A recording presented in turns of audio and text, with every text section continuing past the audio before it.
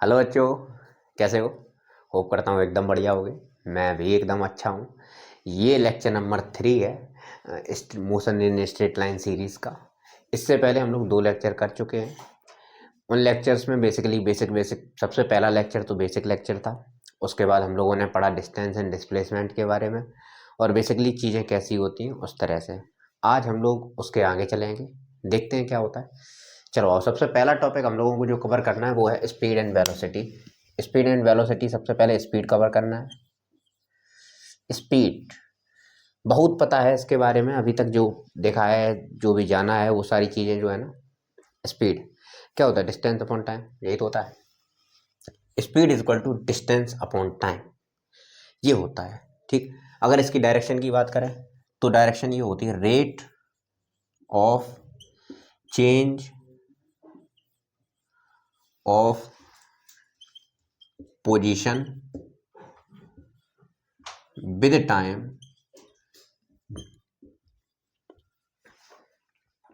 In any direction.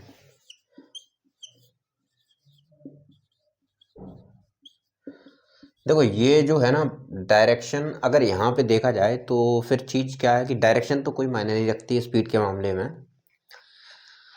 Scalar और vector quantity में हमने ये चीज़ बताई थी कि स्पीड आपका स्केलर क्वांटिटी होता है, वेलोसिटी आपका वेक्टर क्वांटिटी होता है। इसलिए मैंने यहाँ पे लिख दिया इन एनी डायरेक्शन। किसी भी डायरेक्शन की बात करें, हमें कोई फ़र्क नहीं पड़ता उससे, स्पीड किसी भी डायरेक्शन में हो सकती है। ठीक है, जैसे कि मैंने कहा मैं 30 किलोमीटर पर आवर की स्पीड से चल रहा हूँ, तो वो सिर्फ और सिर्फ आपकी स्पीड है। अब मैंने कहा कि मैं 30 किलोमीटर पर आवर इन ईस्ट की वेलोसिटी से चल रहा हूँ, वहाँ पे मैंने डायरेक्शन को भी डिफाइन कर दिया, तो वो आपकी क्या हुई? बताओ भाई। अच्छा, रेट ऑफ चेंज, इस चीज़ का सिग्निफिकेंस बहुत ज़्यादा है, इस चीज़ को समझना जरूरी है।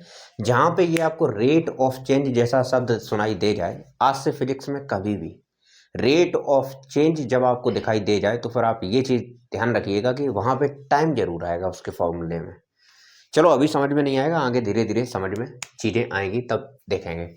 तो स्पीड इज इक्वल टू, तो फॉर्मूला इज इक्वल टू आपको पता है कि भैया स्पीड इज इक्वल टू आपका होता है डिस्टेंस अपॉन टाइम। ठीक, इस चीज़ को याद रखना भाई, याद कहाँ रखना है, इसमें तो याद ही है भाई, है ना। अब ये डिस्टेंस और स्पीड भी है, ये बेसिकली आपकी 3 तरह से, जैसे कि आपको डिस्टेंस यहाँ पे एक क्वेश्चन के साथ देखते हैं कि जैसे कि मैंने कहा आपसे कि आपकी क्या स्पीड है, तो आपने बोला कि सर मैंने 30 किलोमीटर 1 घंटे में ट्रेवल कर लिया है, 30 किलोमीटर इन 1 आवर। इसी को तो कहते हैं 30 किलोमीटर पर आवर। ठीक, अगर मैं कहूं कि 30 किलोमीटर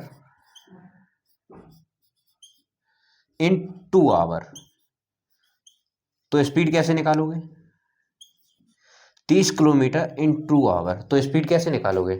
तो आपका स्पीड हो जाएगा speed is equal to distance upon time, यानी कि डिस्टेंस आपकी है 30 किलोमीटर अपॉन टाइम कितना है 2।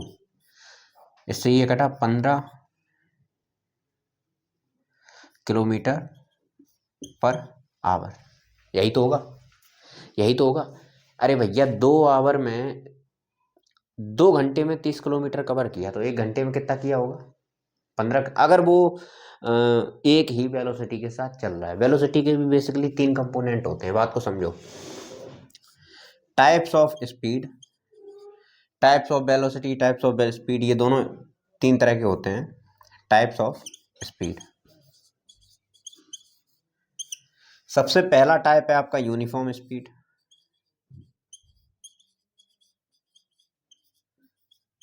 ठीक है, दूसरा टाइप है आपका यूनिफॉर्म, दूसरा टाइप है वेरिएबल स्पीड।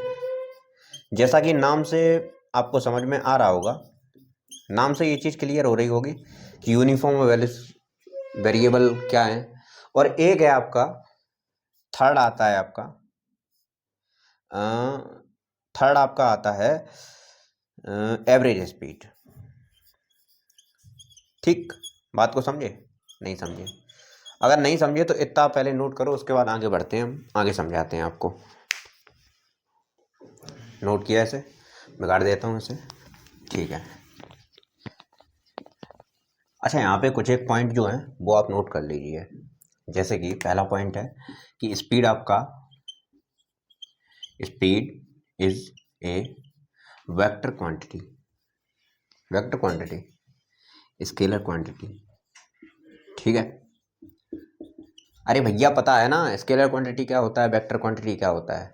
अरे भाई स्केलर क्वांटिटी इसके पास डायरेक्शन नहीं होती है, सिर्फ मैग्नीट्यूड, ओनली हैज मैग्नीट्यूड। लिख देता हूँ, ओनली हैज मैग्नीट्यूड, सिर्फ मैग्नीट्यूड होता है, पहला पॉइंट। दूसरा पॉइंट, ये जो है ना, इट कैन बी पॉजिटिव और जीरो, नॉट नेगेटिव, ठीक। बात को समझो, स्पीड जो है जब उसका, देखो नेगेटिव की बात कब आती है, सोच के बताइए। नेगेटिव की बात तब आती है जब आपका डायरेक्शन चेंज हो रहा हो, यानी कि पहले हम लोग प्लस पॉजिटिव एक्सिस में जा रहे थे, तो हमने कहा कि भैया जो है ना ये आपकी जो वेलोसिटी है वो पॉजिटिव है 30 मीटर पर सेकेंड, और बाद में मैंने क्या किया कि नेगेटिव एक्स एक्सिस की तरफ चलना स्टार्ट कर दिया, तो आपकी -30 मीटर पर सेकेंड हो जाएगी। तो उस केस में प्लस और माइनस मायने रखता है। यहाँ पे या तो आपकी, अगर मैं यहाँ पे खड़ा हुआ हूँ तो मेरी वेलोसिटी, मेरी स्पीड यहाँ पे 0 है, तो या तो स्पीड 0 हो सकती है या फिर स्पीड क्या हो सकती है, पॉजिटिव हो सकती है, लेकिन नेगेटिव कभी नहीं हो सकती। बात को समझ गए? समझ गए? इसको बिगाड़ दूँ, इसको नोट कर लो जल्दी से, कर लिया? बिगाड़ दूँ, ठीक।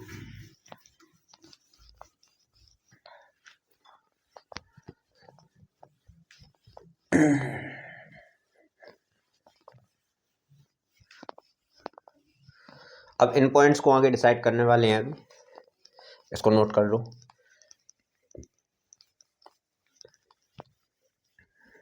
देखो यूनिफॉर्म है उसमें तो ज़्यादा कुछ है नहीं, लेकिन एवरेज में मज़ा आएगा। पहला टाइप आता है आपका uniform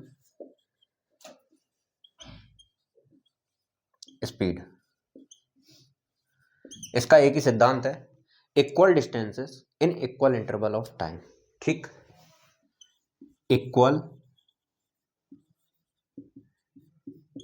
distances in equal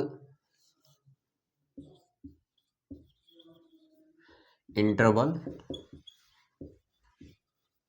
of time, मतलब जैसे कि एक हमारे पास डिस्टेंस है 30 किलोमीटर। अरे मैं 30 ज़्यादा कह रहा हूँ, है ना? तो चलो, एक डिस्टेंस है हमारे पास 10 किलोमीटर, ठीक। 10 किलोमीटर है, उसके आगे भी रोड मैंने नाप ली, वहाँ पे वो भी आपकी 10 किलोमीटर है, ठीक है। बात को समझना, यूनिफॉर्म वेलो स्पीड का मतलब क्या है, ये भी 10 किलोमीटर है, ये भी 10 किलोमीटर है। तो इनका कहना है कि अगर आप हो, ये बाइक के साथ सवार हो, ठीक, ये बाइक थोड़ी सी टेढ़ी मेढ़ी बन गई, पर मान लो ये आप बाइक पे सवार हो, ये आपकी बाइक है बुलेट, ठीक है। इस पे बैठ गए और तक तक तक तक करके यहाँ तक पहुँचे, ठीक है। यहाँ से लेके यहाँ तक की डिस्टेंस आपने कवर की 1 घंटे में। कितना घंटा लगा? 1 घंटा। सर 1 घंटा नहीं, मैं तो 20 मिनट में पहुँचा दूँ, पर मान लो 1 घंटा लगा, ठीक है। अगली डिस्टेंस को भी कवर करने में कितना टाइम लगा? 1 घंटा। इसको भी कवर करने में 1 घंटा लगा, ठीक है। तो मैंने क्या कहा कि आपका जो है ना, यहाँ पे भी 10 किलोमीटर पर आवर था, यहाँ पे भी स्पीड आपकी 10 किलोमीटर पर आवर थी, यानी कि ऑल ओवर द रूट आपकी डिस्टेंस क्या रही? 10 किलोमीटर पर आवर, यानी कि 20 किलोमीटर आपने 2 घंटे में ट्रेवल की। चलो, इससे समझ में नहीं आया, कोई बात नहीं, ये तो ड्राइंग टाइप का था। अच्छा, आप इमेजिन करो कि आप हाईवे पे बुलेट चला रहे हो, ठीक है। हाईवे पे गए और बुलेट को चलाना स्टार्ट किया। अब हाईवे पे क्या होता है कि ना तो वहाँ पे ट्रैफिक इशू होता है, सारी गाड़ियाँ चलती रहती हैं एक ही डायरेक्शन में, तो ट्रैफिक वगैरह का ज़्यादा झंझट नहीं होता है। अगर आप ज़्यादा बिजी हाईवे पे नहीं जाओ तो आप एक काम कर सकते हो, 30 किलोमीटर पर आवर की स्पीड से लगातार चल सकते हो, है कि नहीं। उसी को कहते हैं यूनिफॉर्म स्पीड। यानी कि एक समय सीमा में, एक लिमिटेड टाइम में, एक गिवन टाइम में आपने इक्वल डिस्टेंसेस जब कवर करते हो तो उसी को कहते हैं यूनिफॉर्म स्पीड। यानी कि आप अपने घर से निकले स्कूल की तरफ, आप 30 kilometre per hour, 30 kilometre per hour, मैंने जब भी आपसे फ़ोन करके पूछा, मैंने कहा कितनी है स्पीड, आप बोले 30 किलोमीटर पर आवर। आप थोड़ा और आगे गए, 200 मीटर आगे गए, मैंने कहा कितनी है स्पीड, आप बोले 30 किलोमीटर पर आवर। यानी कि पूरे रास्ते आपकी स्पीड जब सेम रहती है, स्पीड जब सेम रहती है तो आपको कहते हैं यूनिफॉर्म स्पीड। या फिर यहीं पे डेफिनेशन के तौर पे लिख दूं, स्पीड सेम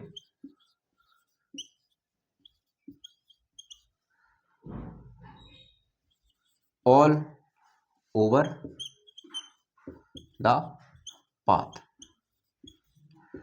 पूरे रास्ते आपकी जब स्पीड सेम रहती है तो उसी को कहते हैं यूनिफॉर्म स्पीड। बात समझ गए? समझ गए बात को? बिगाड़ दें इसे? ठीक है, बिगाड़ दें, ठीक। अब नॉन यूनिफॉर्म स्पीड समझो, अब दिमाग लगाओ जरा, नॉन यूनिफॉर्म क्या होगी।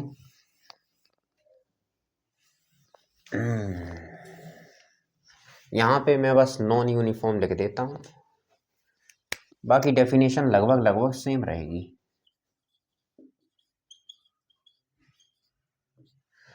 Non uniform unequal distances in equal interval of time. इतनी सी डेफिनेशन चेंज हो जाती है। यानी कि unequal distances in equal interval of time.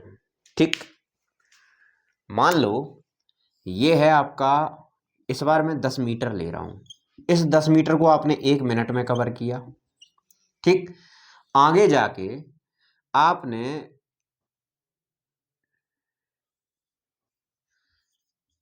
20 metre को 1 मिनट में कवर किया। इसका मतलब क्या है कि यहाँ पे आपकी स्पीड कम थी, यहाँ पे आके आपने स्पीड बढ़ा दी, इसी की वजह से 20 मिनट को आपने 20 मीटर को 1 मिनट में कवर कर लिया। ठीक है, बात को समझ गए? समझ गए बात को? Very good. नहीं समझे कोई बात नहीं, एक एग्जांपल के साथ समझाते हैं। मान लो आप मार्केट में गए, ठीक है, आपके घर से आपको कहा गया कि सब्जी लेके आओ। ठीक, तो आपने बाइक उठाई, मार्केट की तरफ चल दिए।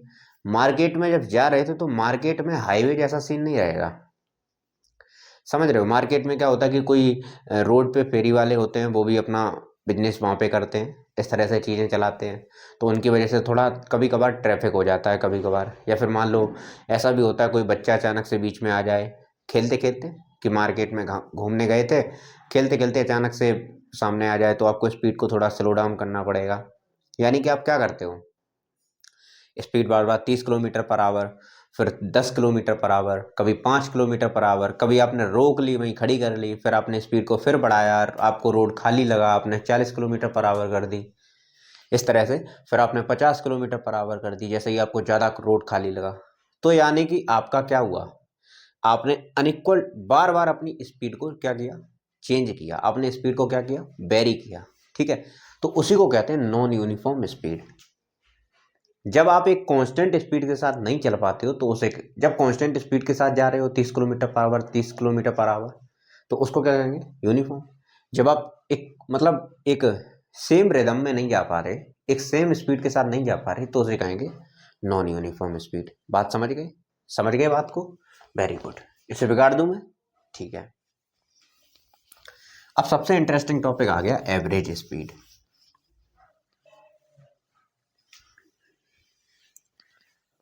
सर इतना आलस अच्छा नहीं है, इतना आलस अच्छा नहीं है। नहीं, आपके लिए अच्छा नहीं है, मेरे लिए तो अच्छा है। इधर देखो, एवरेज स्पीड, एवरेज स्पीड, ये आपका इंटरेस्टिंग टॉपिक है। एवरेज स्पीड आपका कहता क्या है, it is equal to total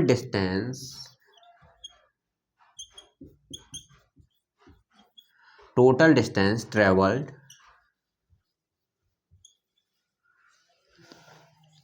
bye a body upon total distance travelled by a body upon total time taken.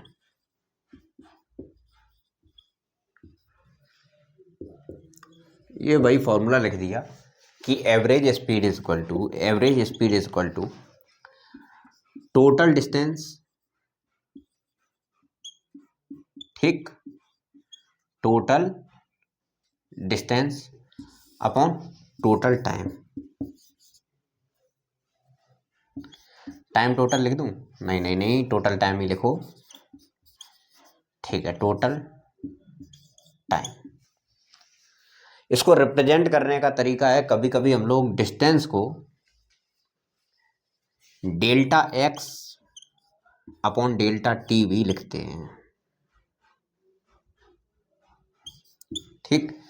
Example के साथ समझो। एग्जाम्पल इसका है कि भैया आपका पूरा रास्ता जो था वो 100 नहीं ये ज्यादा हो जाएगा, 10 किलोमीटर का था मान लो पूरा रास्ता, ठीक।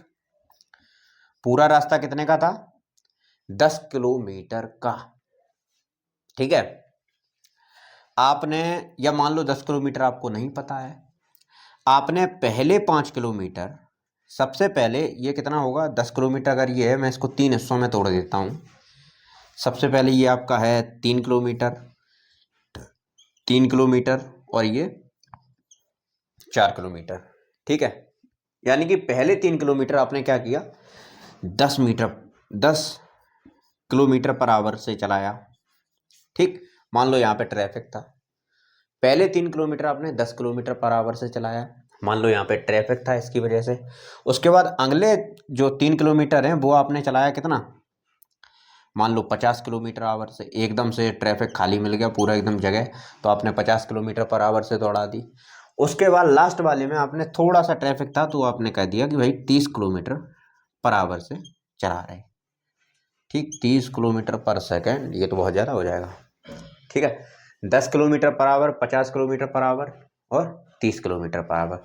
तो जैसा कि अब मैंने कहा कि भैया इसका एवरेज स्पीड बताओ कितना होगा, एवरेज स्पीड बताओ, एक मीन स्पीड, मतलब लास्ट में हम इसमें टोटल, जैसे कि मैंने आपसे कहा कि आप अपने घर से लेके मेरे घर पे मान लो आ रहे हो, किसी दिन पार्टी वार्टी का सीन हुआ तो मैंने कहा कि ठीक है भाई आपके मार्क्स अच्छे आए, आप एक काम करो मेरे से पार्टी ले जाओ, ठीक है।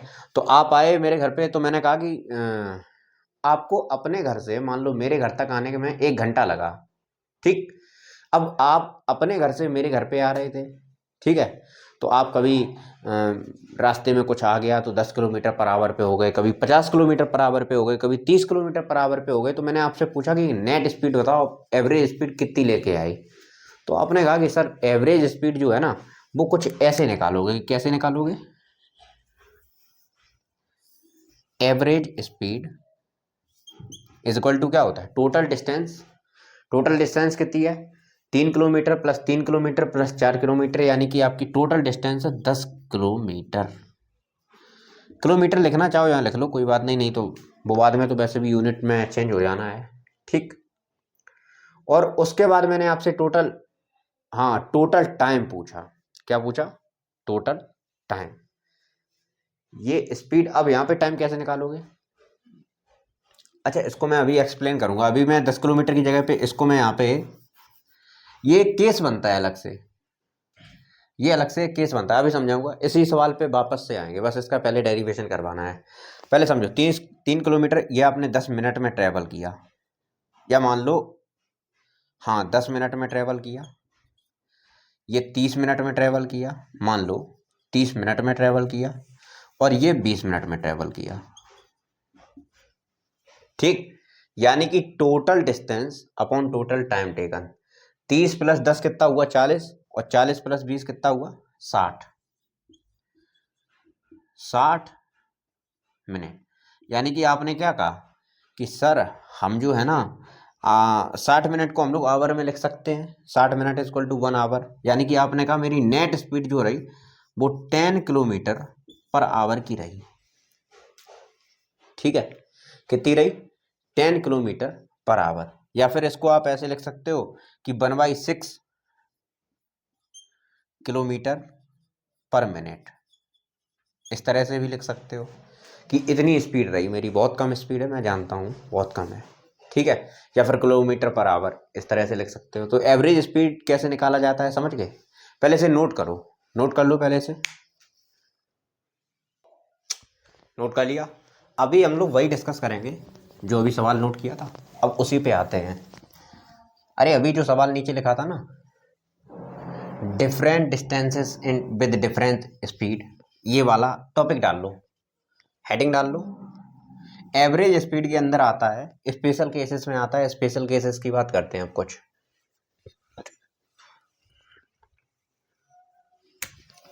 स्पेशल केसेस, इनकी बात करते हैं। इसमें से सबसे पहले आता है different speed covering different distances with different speed. मतलब कुछ ऐसा ही है जैसा अभी सवाल दिया था। देखो, जैसे कि मान लो हमारे पास एक टोटल डिस्टेंस है, हमें नहीं पता कितनी है, उसके हमने सब पार्ट्स कर दिए। ये मान लो S1 है, यहाँ से लेके यहाँ तक, ठीक। ये डिस्टेंस है S1, ठीक है। कुछ भी हो सकती है, एग्जाम्पल के साथ अभी समझाऊंगा, टेंशन नहीं लेने का, ठीक है। और ये मान लो S2 है, ये मान लो ये डिस्टेंस जो है वो S2 है, और ये पूरी डिस्टेंस मान लो S3 है, ठीक। तो हमें ये बताओ एवरेज स्पीड कितनी। और हाँ, इसको कवर करने में जो वेलोसिटी आ रही वो मान लो स्पीड आ रही, वो स्पीड को मैं V1 से रिप्रेजेंट कर देता हूँ, ये V1 है, ठीक। और इसको कवर करने में जो आ रही है वो क्या आ रही है, V2 मान लो, ठीक। इसको V2 स्पीड के साथ कवर कर रहे हैं। जैसे मान लो इस डिस्टेंस को मैंने अभी सवाल के साथ दूंगा, टेंशन नहीं लेने का बिल्कुल भी, बस अभी डेरिवेशन को समझो थोड़ा ध्यान से, ठीक है। और ये है आपकी V3, यानी कि इसको मैं कवर कर रहा हूँ V3 से, इसको इतने को मैं कवर कर रहा हूँ किससे, V3 वेलो स्पीड से, ठीक है। इतने को यहाँ से लेके यहाँ तक का पार्ट, ठीक। तो सवाल आता है कि भैया टोटल एवरेज स्पीड बताओ कितनी होती है। एवरेज स्पीड का फॉर्मूला होता है total distance upon total time. अब इस इंफॉर्मेशन में एक समस्या है। समस्या क्या है? समस्या ये है कि डिस्टेंस तो हमें दे रखी है, हम डिस्टेंस टोटल ऐसे निकाल लेंगे S1 S2 S3, रख दो। मैंने टोटल डिस्टेंस की जगह पे तो S1 plus S2 plus S3, ये तो मुझे पता है कि टोटल डिस्टेंसेस तो मैंने निकाल लिया। अब समस्या क्या आ रही है, समस्या समझो। समस्या आ रही है हमें टोटल टाइम चाहिए नीचे, लेकिन यहाँ पे दिया क्या रखा है, यहाँ पे दिया रखा है वेलोसिटी V1 V2 V3, यही तो समस्या है। तो इस समस्या को हम ऐसे सॉल्व करेंगे। देखो, स्पीड इज इक्वल टू जो आपका होता है, अब ये बताओ मुझे जरा, स्पीड इज इक्वल टू क्या होता है, distance upon time, distance upon time. कोई दिक्कत? कोई दिक्कत? अगर उस समस्या को हल करना है तो आप करो क्या कि टाइम को इधर भेज दो। टाइम इज इक्वल टू आपका क्या हो जाएगा, डिस्टेंस अपॉन स्पीड। हमारा काम ओके हो गया। अगर आप ध्यान से देखो तो हमारा काम तो ओके हो गया, क्योंकि हमें टाइम दे नहीं रखा है, लेकिन डिस्टेंस और स्पीड दे रखा है। यानी कि डिस्टेंस और ये S1 S2 S1 S2 S3, distance और स्पीड आपको दे रखा है। बात को समझ गए? यानी कि डिस्टेंस आपकी V1 डिस्टेंस, S1 डिस्टेंस आप कितनी देर में कवर कर रहे हो, V1 वेलोसिटी स्पीड के साथ, S2 डिस्टेंस आप V2 स्पीड के साथ, और S3 डिस्टेंस आप V3 स्पीड के साथ। समझ रहे हो बात को? समझ रहे हो? तो यानी कि इसके अकॉर्डिंग अगर मान लो अभी इसको मान लो कि इसको आपने T1 टाइम में कवर किया, ठीक, इसको आपने T2 टाइम में कवर किया, ठीक, और इसको आपने T3 टाइम में कवर किया। कोई दिक्कत? कोई दिक्कत? तो मुझे बताओ जरा T1 आपका किसके बराबर होगा? टोटल टाइम कितना होगा? टोटल टाइम कितना होगा? टोटल टाइम आपका बराबर होगा T1 plus T2 plus T3, इसी के बराबर तो होगा। अगर टोटल डिस्टेंस की बात करें तो S1 plus S2 plus S3, और टोटल टाइम की बात करें फॉर्मूला के अकॉर्डिंग अगर टोटल टाइम की बात करें तो इसको कवर करने में T1 plus T2 plus T3।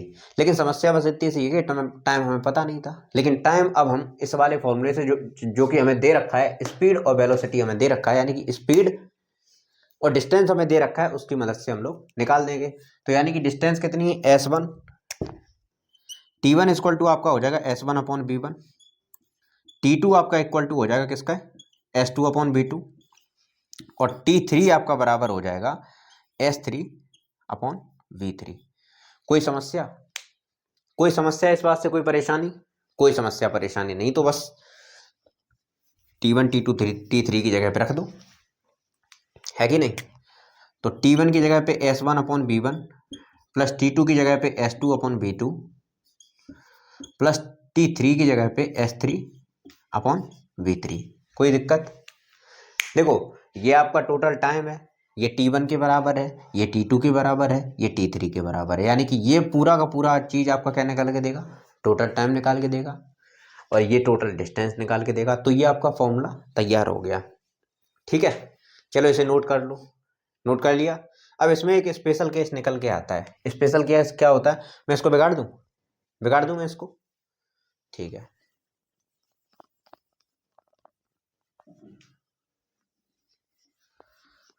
Question के साथ समझाऊंगा तो टेंशन नहीं लेनी है बिल्कुल भी, ठीक है। इसमें ये स्पेशल केस में कहते क्या है? ये कहते हैं कि भैया इस बार हमने क्या किया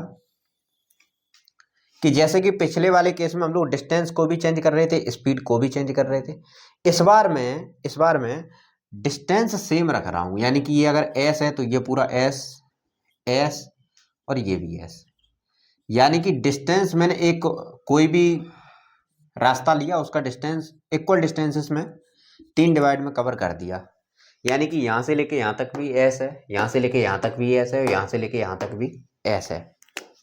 लेकिन वेलोसिटी मैंने यानी कि स्पीड मैंने चेंज कर दी, V1, V2 और V3। इस बार स्पीड आपकी चेंज हो गई, ठीक। तो अब बताओ भाई एवरेज स्पीड इस वाले केस के लिए कितनी निकल के आएगी? मैं इसको बिगाड़ता नहीं हूँ, ये आपका मेन फॉर्मूला है, ठीक है। ये मेन फॉर्मूला आपका लिखा रहने दो, ये आपका मेन फॉर्मूला है, तो इसको मैं बिगाड़ूंगा नहीं। अब मेरी बात को समझो, इस फॉर्मूले के अकॉर्डिंग मुझे जरा बताओ टोटल एवरेज स्पीड इसका कितना निकल के आएगा, इस वाले से केस का बताओ भाई। इस वाले केस का मुझे एवरेज स्पीड निकाल के दो। S1 की जगह पे इस बार डिस्टेंस सारी इक्वल है, यानी कि S plus S plus S divided by S1 की जगह पे S, लेकिन डिस्टेंस आपकी चेंज हो रही, तो S upon V1 plus S upon V2 plus S upon V3। कोई समस्या? कोई समस्या बताओ भाई। तो ये आपका इस बार 3S आ गया, 3S अपॉन S कॉमन निकाल लो, अंदर बचा आपका 1 upon V1 plus 1 upon V2 plus 1 upon V3। S से S कट गया, यानी कि ये आपका निकल के आया 3 upon 1 upon V1 plus 1 upon V2 plus 1 upon V3। इसका फाइनल फॉर्मूला अगर निकालना चाहो तो वो भी आप निकाल सकते हो, ऐसे V1 V2 V3 कर सकते हो, उसके बाद V1 V2 V3 को ऊपर भेज दो। चलो कर देता हूँ, चलो इससे पहले नोट करो। इसे नोट कर लिया? इसको बिगाड़ दूँ? इसको बिगाड़ देता हूँ, ठीक है, या फिर इसको बिगाड़ देता हूँ।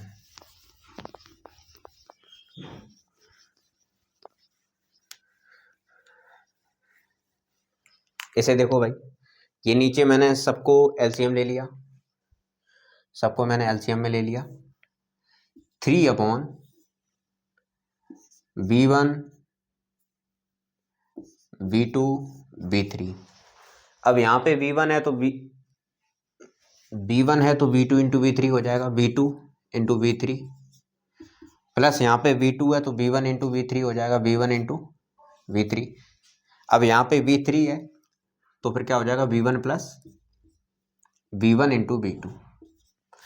ठीक, यानी कि जब आपको इक्वल डिस्टेंसेस दे रखी हो, डिस्टेंसेस इक्वल और अनइक्वल स्पीड दे रखी हो, तब आपको कुछ भी ना टाइम दिया जाए, ये फॉर्मूला तब काम आएगा।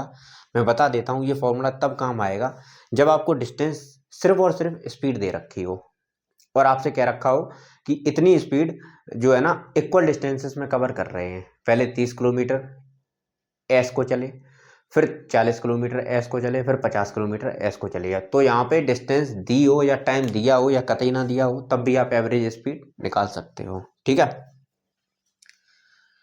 उसी कंडीशन के लिए ये यहाँ पे आपको दे रखा है 3v1 v2 v3 upon v1 plus v1 v2 plus v2 v3 plus v1 v3। ये आपका फॉर्मूला निकल के आ गया। किस वाले केस का, जब आपकी डिस्टेंसेस इक्वल हो। व्हेन लिख देता हूं मैं, in case of equal distances but unequal speed. कब सही है ये आपका, जब डिस्टेंसेस आपकी इक्वल हो लेकिन अनइक्वल आपकी स्पीड हो। ये क्या कब है वैलिड आपका, ये वाला formula, unequal distances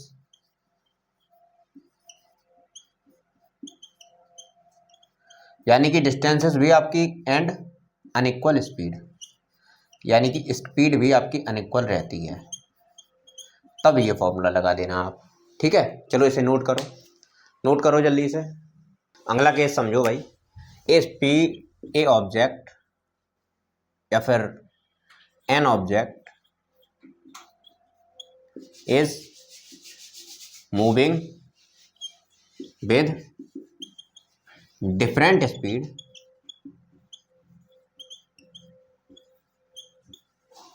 in different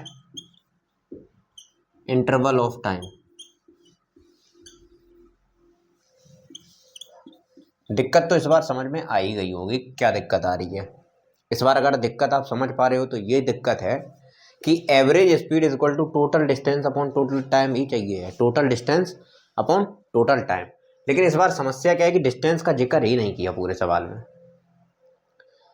समझ रहे हो, पूरी क्वेश्चन में आपको कहीं डिस्टेंस का दिखाई दे रहा है कि इक्वल डिस्टेंसेस है या अनइक्वल डिस्टेंसेस है, कहीं दे नहीं रखा है।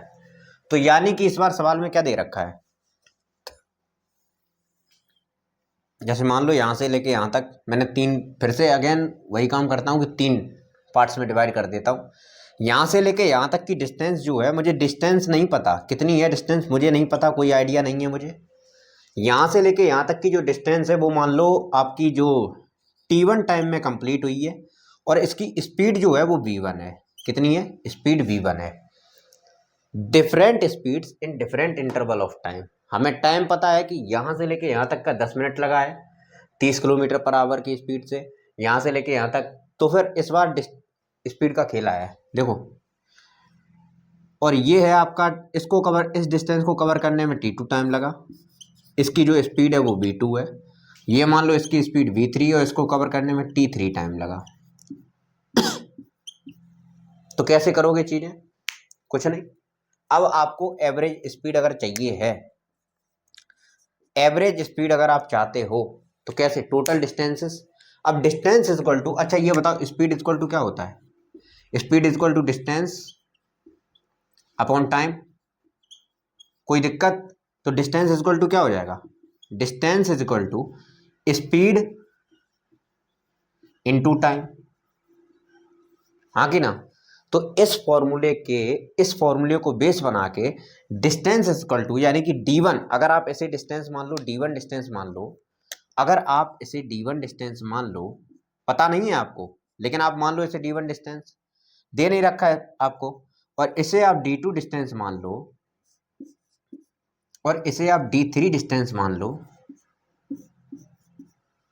तो आपका average speed equal to d1 plus d2 plus d3 के बराबर हो जाएगा अपॉन t1 प्लस t2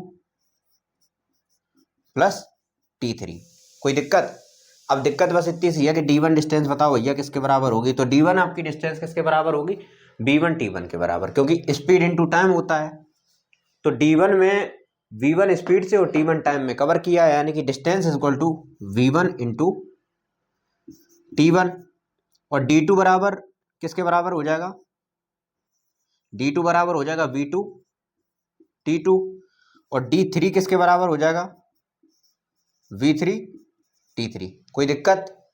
कोई दिक्कत, कोई परेशानी बताओ भाई, तो निकाल दो भाई। अब इसी को मैं यहाँ पे रख दूं v1 t1 plus v2 t2 plus v3 t3 upon t1 plus t2 plus t3। हमारा काम भी हो गया।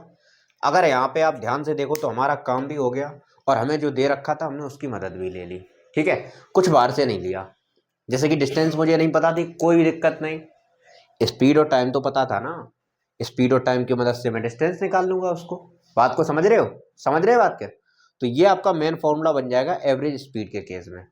अब इसमें स्पेशल केस क्या बन के आता है, एक और स्पेशल केस बन के आता है। हाँ, ये दूसरा था, ये तीसरा था। दो स्पेशल केस कर चुके, ये तीसरा था। ठीक, अब इसके बाद चौथा समझो। चौथा क्या है, फोर्थ है, उसमें ये कह रहा है an object moving with different speeds in different नहीं, इस बार सेम कर देता हूं, सेम इंटरवल ऑफ टाइम। यानी कि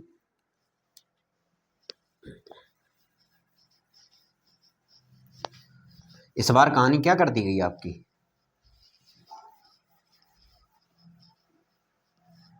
इस बार आपकी कहानी कर दी गई कि आपका ये भी टी है और ये भी टी है और ये भी टी है। टाइम को चेंज नहीं किया गया, टाइम इस बार आपका सेम है। यानी कि अगर इसको बेसिकली 10 मिनट से कवर कर रहे हैं तो इसको भी आपको 10 मिनट से कवर करना पड़ेगा और इसको भी 10 मिनट से कवर करना पड़ेगा। अगर टाइम इंटरवल सेम है, ठीक है, और डिफरेंट वैल्यू स्पीड्स दे रखी हैं और हमें एवरेज स्पीड पूछी जाए तो फिर क्या करना है, देखो बात को समझो।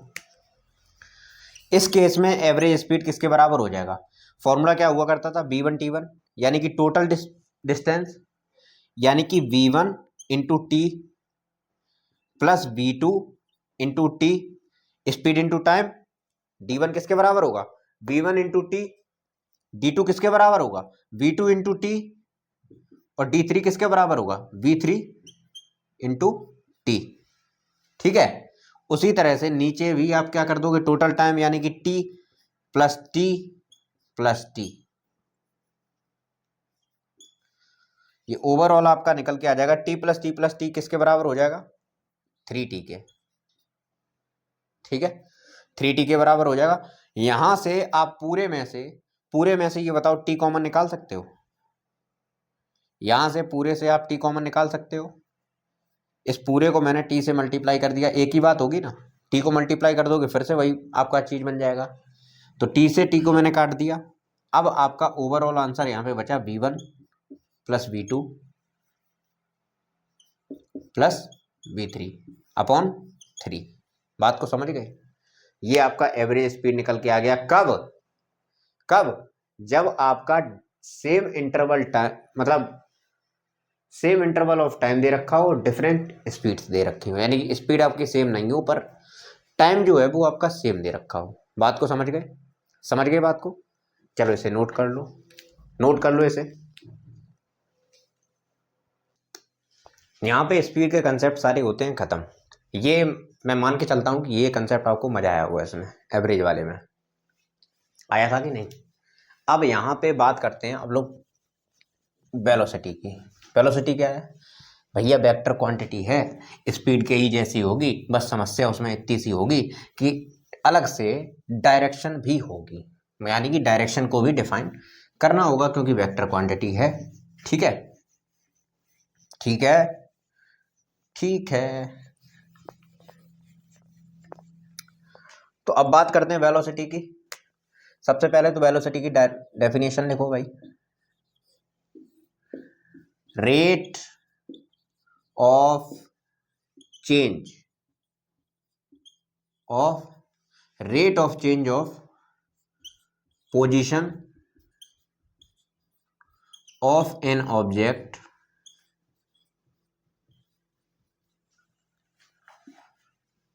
With time in a given direction।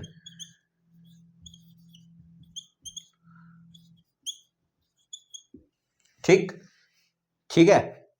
तो जैसे एग्जांपल के लिए मान लो 30 किलोमीटर पर आवर, ये तो मैग्नीट्यूड हो गया इन ईस्ट, ये क्या हो गई डायरेक्शन। तो ये आपका एग्जांपल, ये आपका मैग्नीट्यूड, ये आपका डायरेक्शन। बात समझ गए, समझ गए बात को। तो ये आपका बेसिकली, अब इसकी प्रॉपर्टीज की बात करें, वेक्टर क्वांटिटी होता है, कोई दिक्कत। दूसरी चीज कैन बी नेगेटिव, नेगेटिव भी हो सकता है, पॉजिटिव तो होता ही है, और जीरो, यानी कि नेगेटिव, पॉजिटिव और जीरो आपका कुछ भी हो सकता है। एग्जांपल के लिए स्टार्टिंग में मैंने बताया था कि मान लो ईस्ट डायरेक्शन में पहले हम भाग रहे थे 30 किलोमीटर पर आवर से, मैंने तुरंत ही, तो उसको अगर मान लो ईस्ट डायरेक्शन को आप पॉजिटिव मान रहे हो, मैंने तुरंत ही डायरेक्शन को अल्टर कर दिया, मैंने तुरंत ही डायरेक्शन को चेंज किया, मैं 30 किलोमीटर पर आवर से वेस्ट डायरेक्शन में भागने लगा, तो उसे अपोजिट डायरेक्शन को, मुझे वेक्टर के केस में क्या अपोजिट डायरेक्शन को क्या मानते हैं नेगेटिव, तो इसलिए वो हो जाएगी मेरी स्पीड -30 मीटर पर सेकंड या 30 किलोमीटर पर आवर, जो भी आप मानना चाहो। ठीक है, बात को समझ गए, बात को समझ गए पक्का। तो यानी कि वेक्टर क्वांटिटी है, एसआई यूनिट की बात करें तो एसआई यूनिट क्या हो जाएगी भाई, एसआई यूनिट हो जाएगी आपकी मीटर पर सेकंड। और हाँ, डायमेंशन की बात करें, डायमेंशन फॉर्मूला, तो डायमेंशन फॉर्मूला आपका किसके बराबर हो जाएगा, यहाँ पे लेंथ है, ठीक है, लेंथ की पावर 1, टी की पावर -1, और एल टी, मास तो है ही नहीं, तो एम आपका 0 हो जाएगा। यही तो हो जाएगा डायमेंशन फॉर्मूला। पढ़े हो डायमेंशन फॉर्मूला? चलो इसे नोट कर लो। सबसे पहले 3 टाइप्स की वेक्टर क्वांटिटी होती हैं, नोट कर लिया? बिगाड़ दूं? ठीक है, बिगाड़ दूं इसे? ठीक,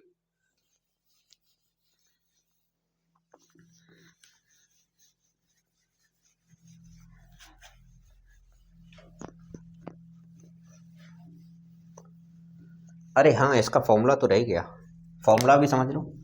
वेलोसिटी किसके बराबर होता है, समझो भाई। वेलोसिटी आपका बराबर होता है टोटल डिस्प्लेसमेंट, या फिर यूं कहूं कि डिस्प्लेसमेंट अपॉन टाइम। डिस्प्लेसमेंट भी आपका कैसा क्वांटिटी होता है, वेक्टर क्वांटिटी। ठीक है, बिगाड़ दूं? अभी ठीक है, अभी नोट कर लो इसे। नोट कर लिया? बिगाड़ दूं? टाइप्स ऑफ वेलोसिटी, इस बार समझो, ये चीजें थोड़ी सी अब आसान हो जाएंगी अगर आपने स्पीड को ध्यान से समझ लिया तो। ठीक, टाइप्स ऑफ वेलोसिटी में बात करें, एक टाइप स्पीड का भी बचा है, इंस्टेंटेनियस वाला टाइप। ठीक है, इंस्टेंटेनियस वाला टाइप मैंने लास्ट के लिए बचा के रखा है। Types of velocity, types of velocity की बात करें तो सबसे पहले यूनिफॉर्म वेलोसिटी, बता दो भैया क्या होगा, equal displacement in equal interval of time. क्या आगे मुझे फर्दर समझाने की जरूरत है? बताओ भाई, equal displacement in equal interval of time.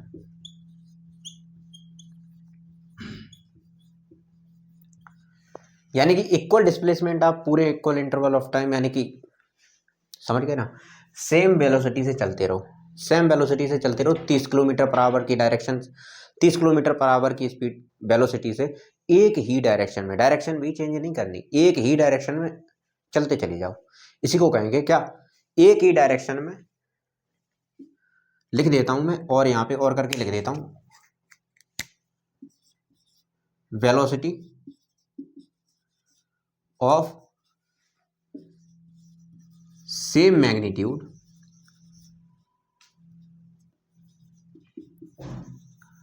यानी कि मैग्नीट्यूड तो चेंज होना ही नहीं है। 30 किलोमीटर पर आवर की स्पीड से मतलब वेलोसिटी से भाग रहे हो तो 30 किलोमीटर पर आवर की वेलोसिटी से ही भागना है यूनिफॉर्म वेलोसिटी में, और एंड सेम डायरेक्शन, यानी कि आपको डायरेक्शन भी चेंज नहीं करनी। अगर आप डायरेक्शन को चेंज कर रहे हो यानी कि आप वेलोसिटी को बदल रहे हो, उस केस में आपका यूनिफॉर्म वेलोसिटी नहीं रह जाएगा। डायरेक्शन भी सेम रखिए, मैग्नीट्यूड तो सेम रखना ही रखना है। बात को समझ गए? समझ गए कि नहीं समझ गए? दूसरा आपका केस आता है non uniform.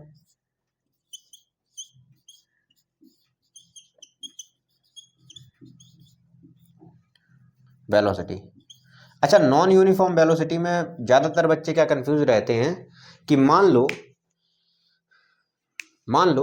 Non uniform velocity, एक सर्किल है हमारे पास, इस सर्किल में मैं 30 किलोमीटर पर आवर की स्पीड से वेलोसिटी से भाग रहा हूं, या स्पीड से भाग रहा हूं 30 किलोमीटर पर आवर की। तो इसमें यह बताओ कि जरा हमें, स्पीड तो कांस्टेंट रहेगी लेकिन वेलोसिटी आपकी कांस्टेंट नहीं रहेगी। मैं यहां पे एग्जांपल समझो, अगर मैं 30 किलोमीटर पर आवर से कंटिन्यूअसली इस राउंड में भाग रहा हूं, इस ग्राउंड में ऐसे ऐसे पार चक्कर लगा रहा हूं, तो स्पीड तो आपकी कैसी रहेगी? स्पीड इज यूनिफॉर्म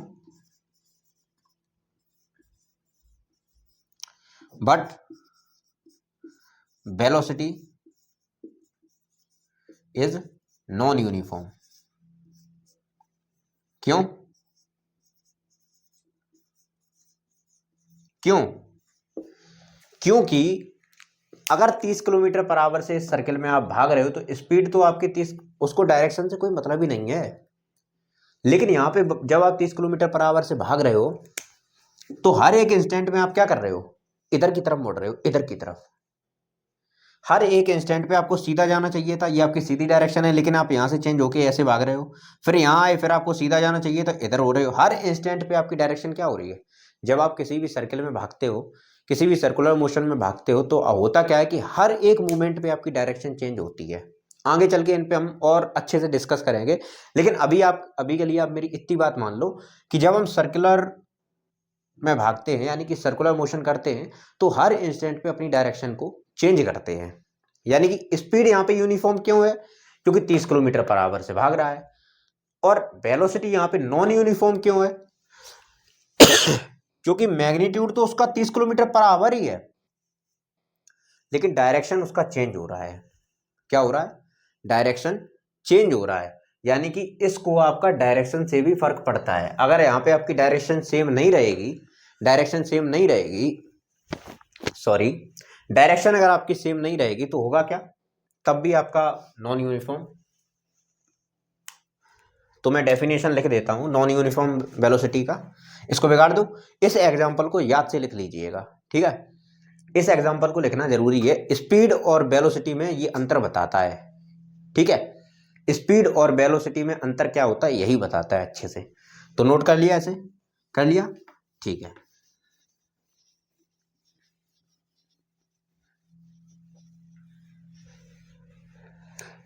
यहां पे लिख देता हूं आइदर मैग्नीट्यूड चेंज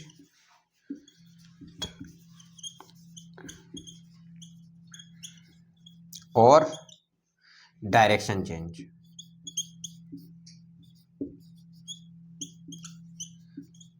और एक केस और बन सकता है, और बोथ चेंजेस। मान लो सर्कुलर मोशन में भाग रहे हैं, यहां पे 30 किलोमीटर पर आवर थी, यहां पे आके 40 किलोमीटर पर आवर हो गई, यहां पे आके मान लो 10 किलोमीटर पर आवर रह गए, और यहां पे आके मान लो 50 किलोमीटर पर आवर हो गए।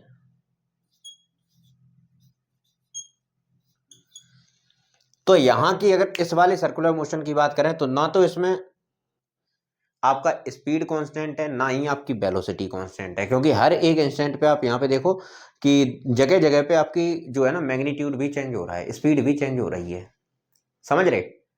यानी कि यहाँ पे 30 किलोमीटर पर आवर लिख देता हूं,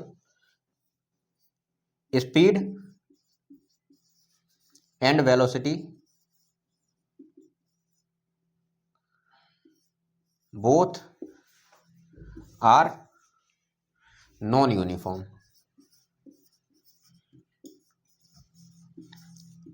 बात को समझ रहे हो, यानी कि वेलोसिटी तो यहाँ पे नॉन यूनिफॉर्म होना ही है, क्योंकि सर्कुलर मोशन में भाग रहे हैं, डायरेक्शन चेंज हो रही है, लेकिन मैग्नीट्यूड भी चेंज हो रहा है, तो 100% आपका नॉन यूनिफॉर्म वेलोसिटी है इस बार। लेकिन आपकी स्पीड भी नॉन यूनिफॉर्म है, क्योंकि आपकी मैग्नीट्यूड क्या हो रहा है, चेंज हो रहा है। बात को समझ गए, बात को समझ गए, समझ गए पक्का। इसे बिगाड़ दूं, बिगाड़ दूं, ठीक है। अब आपका लास्ट केस और बचा,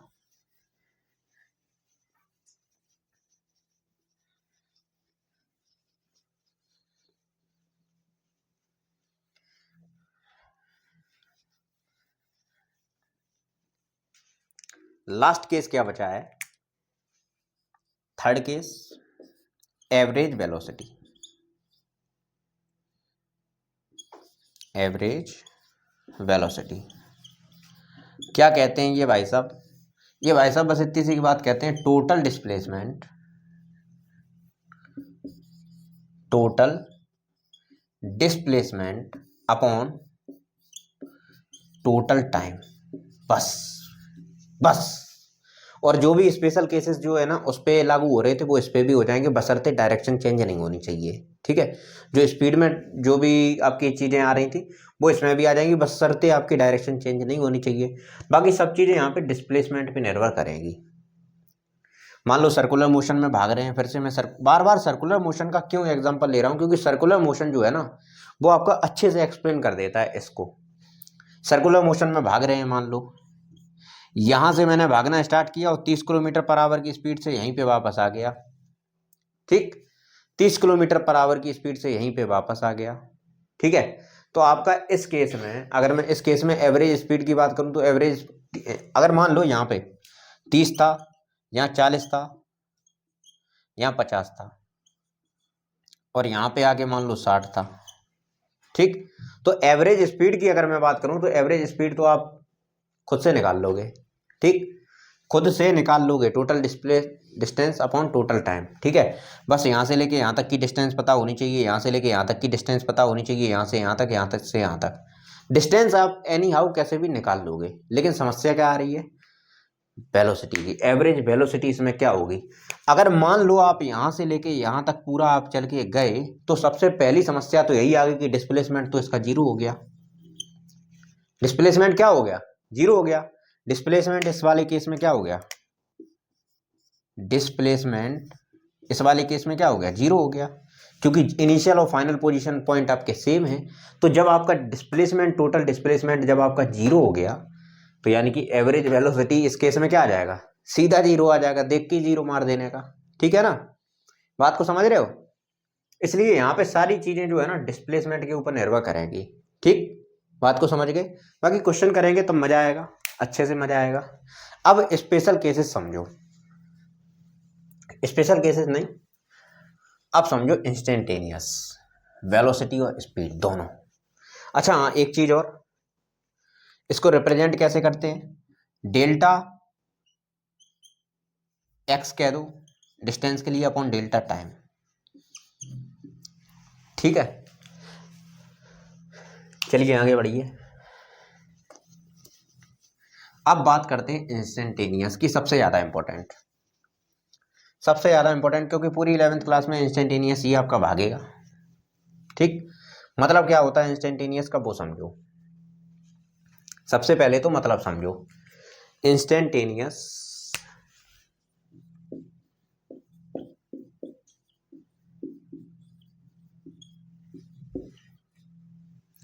speed and velocity, instantaneous speed and velocity, इसका मतलब सबसे पहले समझो, इंस्टेंटेनियस का मतलब क्या होता है, वो क्या होता है समझो पहले। एक होता है एवरेज, एक होता है इंस्टेंटेनियस। आप मार्केट में जा रहे थे, आप मेरे घर पे पहुंचे पार्टी के लिए, मैंने आपसे पूछा कि भैया अपनी एवरेज स्पीड बताओ, तो आपने कहा सर वहाँ से वहाँ तक 30 किलोमीटर तक, फिर उसके बाद वहाँ से वहाँ तक, तो आपने ओवरऑल मुझे बता दिया कि सर 40 किलोमीटर पर आवर से मैं एवरेज स्पीड से भाग के आया वहाँ से यहाँ तक। ठीक है, भाग के नहीं, गाड़ी से आए, ठीक है, बाइक से। अब मैंने कहा ठीक है, ये तो हो गया एवरेज स्पीड का फंडा। ठीक, अब मैंने ये चीज़ इंश्योर करने के लिए कि आप ज़्यादा स्पीड से बाइक नहीं चला रहे, आप जब रास्ते में थे तो मैंने आपसे कॉल किया, मान लो आपका नाम रोहन है या कुछ भी है, मैंने आपसे कॉल किया, मैंने कहा कि हाँ बाबूजी बताइए कहाँ पे आ गए। ठीक है, तो आपने कहा कि सर मार्केट में हूँ अभी। मैंने कहा मार्केट में हो तो अच्छा ये बताओ स्पीड कितनी है आपकी। तो आपने उसी इंस्टेंट पे बताया कि सर इस टाइम पे मेरी जो है ना 35 किलोमीटर पर आवर की स्पीड है। कितनी है? 35 किलोमीटर की पर आवर की स्पीड। यानी कि उसी इंस्टेंट पे, उसी चीज को कहते हैं इंस्टेंटेनियस, यानी कि उस ही इंस्टेंट पे पता करना जिस इंस्टेंट पे मैंने आपसे पूछा, जिस इंस्टेंट पे मैंने आपसे पूछा। मान लो आप यहां से लेके यहां तक ट्रेवल कर रहे हो, यहां से लेके यहां तक ट्रेवल कर रहे हो, जब मैंने पूछा तो आपने कितनी ही डिस्टेंस कवर कर ली होगी। जब आपने जितनी देर में टाइम देखा वो उस इंस्टेंट पे, जब मैंने उस इंस्टेंट पे पूछा तो आपने कितनी डिस्टेंस कवर कर ली? ना के बराबर, कुछ नहीं। आपने उसी इंस्टेंट पे, इंस्टेंट का मतलब क्या होता है? उसी मूवमेंट पे, उस ही मूवमेंट पे पूछना। तो मैंने कहा, आपने कहा कि सर उसी मूवमेंट पे मुझे बताया 30 किलोमीटर पर आवर। मैंने 1 घंटे बाद, मतलब 1 घंटा क्या, मैंने 5 मिनट बाद फिर फोन लगाया, मैंने कहा हाँ अब बताओ स्पीड कितनी है। तो आपने कहा कि सर अब मेरी, इसी इंस्टेंट पे आपने तुरंत ही मीटर देखा, बाइक का मीटर, स्पीडोमीटर। आपने कहा कि सर अब मेरी स्पीड है 45 किलोमीटर पर आवर। यहाँ पे आपकी थी 35 किलोमीटर पर आवर। यानी कि जब मैं उसी इंस्टेंट की बात करता हूँ तो मैं इंस्टेंटेनियस स्पीड की बात करता हूँ। ठीक है, तब अच्छा पहले एक काम करो, पहले एक काम करो, खुद से इसको एक बार, मैं तो डेफिनेशन लिखवा ही दूंगा, खुद से एक बार दिमाग में ये इन चीज़ों को विचार करो और खुद से एक बार डेफिनेशन बनाने की कोशिश करो। खुद से जब डेफिनेशन बनाने सीख जाओगे तब फिजिक्स का असली जो है ना आप वो समझ जाओगे। डेफिनेशन खुद से बनाओ, एक बार बनाओ खुद से डेफिनेशन इसकी लिखो, द स्पीड और वेलोसिटी। मैं दोनों की डेफिनेशन एक साथ लिखवा देता हूँ, प्लीज़ बुरा मत मानना। ठीक है, दोनों एक ही जैसे हैं इसलिए दोनों की एक ही लिखवा देता हूँ, बस डायरेक्शन का खेला होता है और कुछ नहीं। द स्पीड और वेलोसिटी ऑफ एनी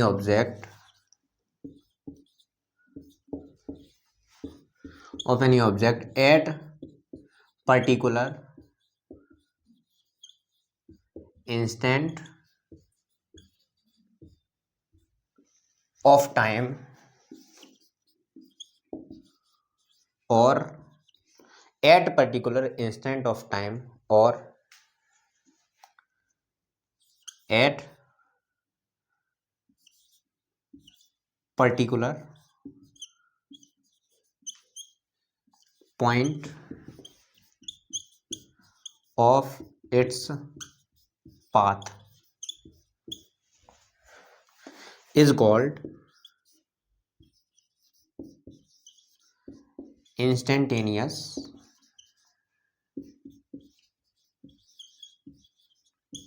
स्पीड। बात को समझ गए? उसी को क्या कहते हैं? Instantaneous speed. बात समझ गए? नहीं समझे कोई बात नहीं। अब मैं बात करूं कि एवरेज, वी एवरेज, ठीक, वी एवरेज आपका किसके बराबर निकल के आएगा? चेंज इन, बेसिकली ये आपका फॉर्मूला तो बराबर होता है किसके? Change in distance upon change in time. ठीक, लेकिन चेंज यहां पे इतना छोटा हो जाता है कि जिस पर्टिकुलर इंस्टेंट पे मैंने आपसे फोन करके पूछा, जिस पर्टिकुलर इंस्टेंट पे मैंने आपसे फोन करके पूछा, आपको बताने में मुझे कितना टाइम लगा होगा? कुछ माइक्रो सेकेंड्स का टाइम। आपने मुझे बताया कि अच्छा जिस टाइम पे आप स्पीड को देख रहे हो, जिस टाइम पे आपने स्पीड को देखा, एनालाइज किया, दिमाग में सिग्नल पहुंचाया, उतनी स्पीड अब मुझे उस इंस्टेंट पे आपने कितनी डिस्टेंस कवर कर ली होगी, एक बहुत छोटी सी डिस्टेंस कवर की होगी, एक बहुत छोटी सी डिस्टेंस। जब मैं पर्टिकुलर इंस्टेंट की बात करता हूं तो उस पर्टिकुलर इंस्टेंट पे आपने बहुत छोटी सी डिस्टेंस कवर की होगी, उस छोटी सी डिस्टेंस को मैं क्या कह देता हूं, dx। ठीक, अब ये dx डिस्टेंस आपने कितनी देर में कवर की होगी, मुश्किल से dt टाइम में। अच्छा, ये जो ये होता है बड़ा डेल्टा, ये होता है छोटा डेल्टा, समझे। अब ये dx अपॉन dt अगर ध्यान से देखो तो दिमाग में आ गया होगा कि इंस्टेंटेनियस वेलोसिटी या इंस्टेंटेनियस स्पीड हम कैसे निकालेंगे, वही डिफरेंशिएशन वाले फॉर्मूले से, उसी से निकाली जाती हैं चीजें, इसीलिए डिफरेंशिएशन पढ़ाया था सबसे पहले। बात को समझ गए, समझ गए बात को कि नहीं समझे। ये होता है बड़ा डेल्टा, यानी कि बड़ा चेंज, यानी कि 10 मीटर से 20 मीटर के बीच में जो टाइम लगा वो 1 मिनट लगा, तो ये काफ़ी बड़ा टाइम है, तब ये चीज़ें आती हैं। ठीक है, delta X upon delta time. अब D X upon D T तब आता है जब बहुत छोटी डिस्टेंस हो छोटे टाइम में। अब आप ध्यान से देखो तो वही डिस्टेंस अपॉन टाइम, वेलोसिटी का फॉर्मूला क्या होता है, डिस्टेंस अपॉन टाइम, बस छोटा डिस्टेंस अपॉन छोटा टाइम। यहाँ पे बेसिकली लिमिट होती है, limit t tends to zero, यानी कि टाइम लगभग लगभग आपका जीरो होता है, लेकिन लिमिट्स पे मत जाओ, मैं तो यही कहूँगा, क्योंकि दिक्कत आ जाएगी। ठीक है, इस बात को समझ गए, इसे नोट कर लो, लो भाई इसे नोट कर लो, कर लिया नोट, कर लिया। ठीक है, अगला लेक्चर मैं इन सब जो कॉन्सेप्ट मैंने इनको पढ़ाया है, इन पे अच्छे अच्छे क्वेश्चंस को लेके आऊँगा। ये आपके मेन कंसेप्ट थे, अच्छे कंसेप्ट थे, होप करता हूँ आपको समझ में आए होंगे। ऐसे ही पढ़ाई करते रहो, बेस्ट ऑफ लक।